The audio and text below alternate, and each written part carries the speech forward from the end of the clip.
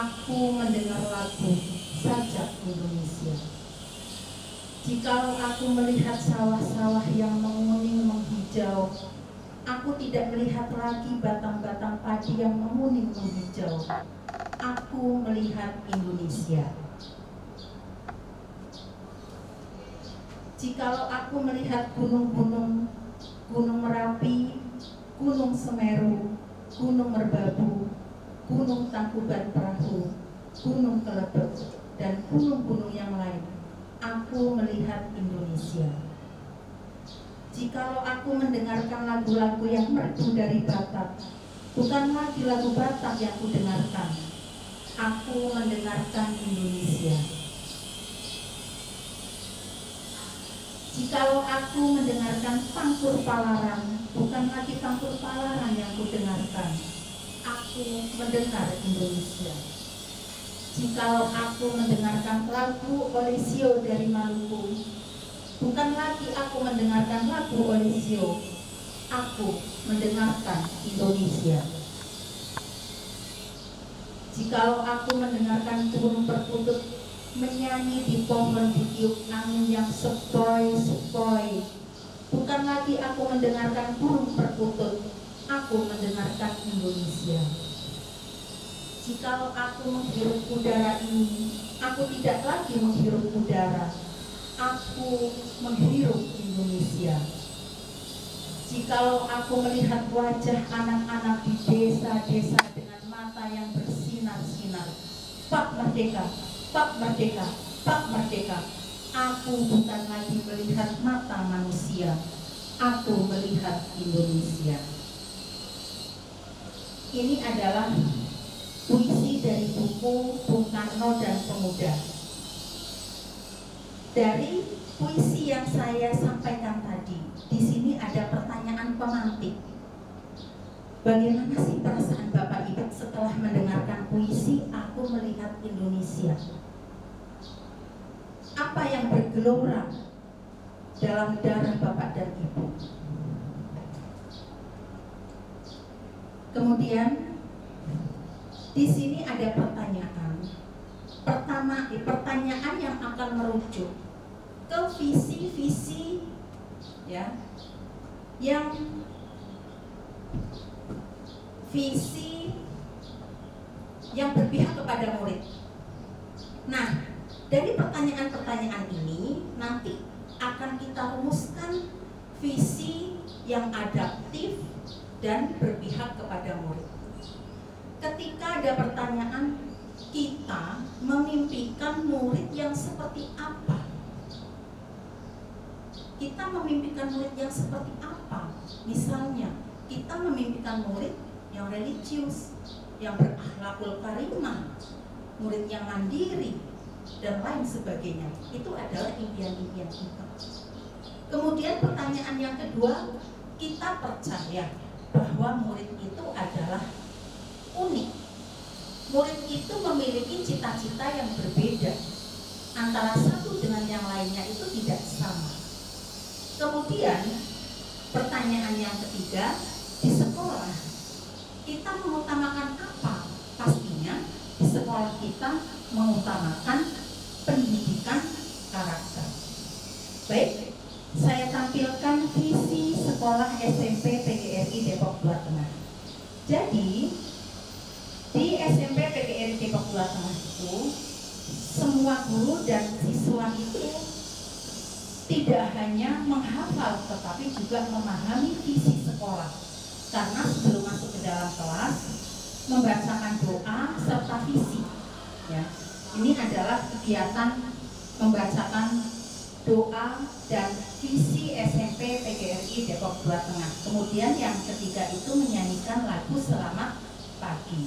Nah, jadi visi sekolah SMP PGRI Depok Jawa Tengah itu dengan iman serta takwa, unggul dalam kecerdasan dan keterampilan, santun dalam perilaku. Nah, di sini ada pertanyaan pemantik. Apakah visi sekolah saat ini sudah menggambarkan dengan jelas impian dari cita-cita yang ingin kita capai dari dari murid kita. Kemudian pertanyaan yang kedua, apakah visi sekolah saat ini sudah menunjukkan hal yang diharapkan untuk menjadi pembeda ya, antara murid di sekolah kita dengan murid di sekolah lain? Sebelum kita jauh membahas tentang visi, kita harus tahu dulu apa itu visi. Visi bisa diibaratkan bintang penunjuk arah untuk memandu para penjelajah mencapai tujuan. Visi bisa juga diartikan ketika kita melihat lukisan lengkap pada kanvas yang masih kosong. Namanya visi itu kan sebuah cita-cita. Kita itu punya cita-cita. Kenapa kita seorang guru itu harus memiliki visi? Zaman setiap saat berubah. Perubahan itu begitu cepat.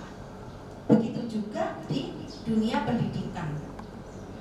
Hal itulah yang menuntut para guru untuk menggali kelebihan-kelebihan diri kita, untuk membekali diri supaya tidak tergerus oleh zaman. Nah, berasal dari fakta itulah kita seorang guru itu harus memiliki visi yang jelas.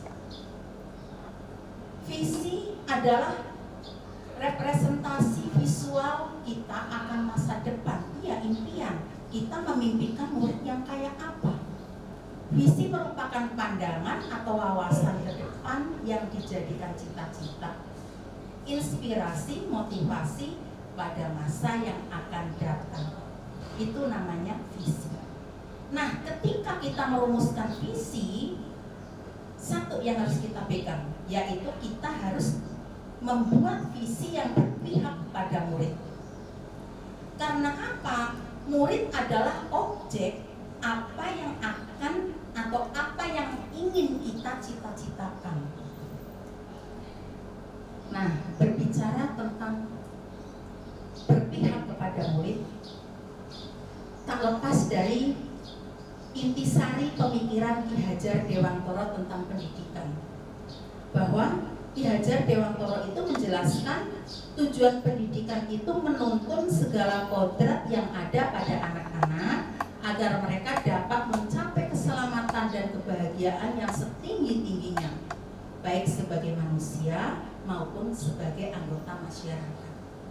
Nah, Ki Hajar Dewantara juga menjelaskan bahwa dasar pendidikan anak berhubungan dengan kodrat alam dan kodrat zaman. Bahkan Ki Hajar Dewantara sendiri itu mengatakan guru menghamba kepada murid. Apa sih yang dimaksud guru itu menghamba kepada murid? Artinya guru itu harus melayani murid. Guru itu menjadi pelayan murid. Apa sih yang murid-murid saya inginkan? Apa sih yang murid-murid saya butuhkan? Nah, di dalam dunia pendidikan ini, maka kita dituntut untuk melakukan proses pembelajaran yang merdeka. Merdeka bukan dalam arti mutlak, tetapi kita membiarkan anak-anak kita untuk memiliki cita-cita sesuai dengan apa yang dia cita-citakan. Tetapi apabila kita menemukan sesuatu yang tidak baik pada anak tersebut, kita wajib memberitahunya. Ya, itu yang namanya pembelajaran yang merdeka. Jadi tidak bebas mutlak, Bapak Ibu. Nah, kemudian untuk mencapai sebuah visi yang berpihak kepada murid, pastinya kita harus mengenal strategi. Salah satunya di sini kita mengenal tentang strategi inquiry apresiatif. Jadi ketika kita ingin merumuskan visi nih, kita harus mengenal strategi. Strategi apa yang akan kita gunakan supaya visi ini tercapai. Nah, kita mengenal salah satunya adalah strategi inquiry apresiatif. itu? Jadi inquiry apresiatif ini merupakan strategi perubahan kolaboratif yang berbasis kekuatan.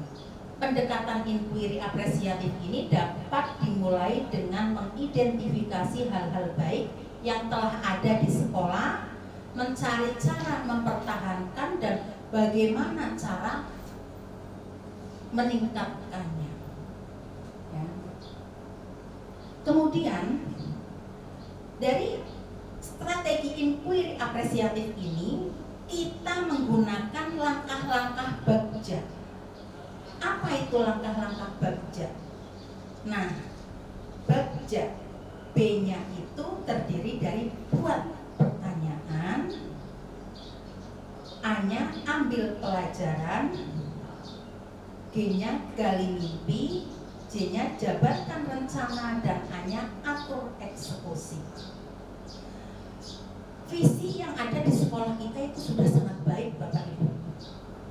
Bahkan visi kita itu sudah mampu meluluskan ya alumni yang berakhlakul karimah, dan itu sudah terbukti.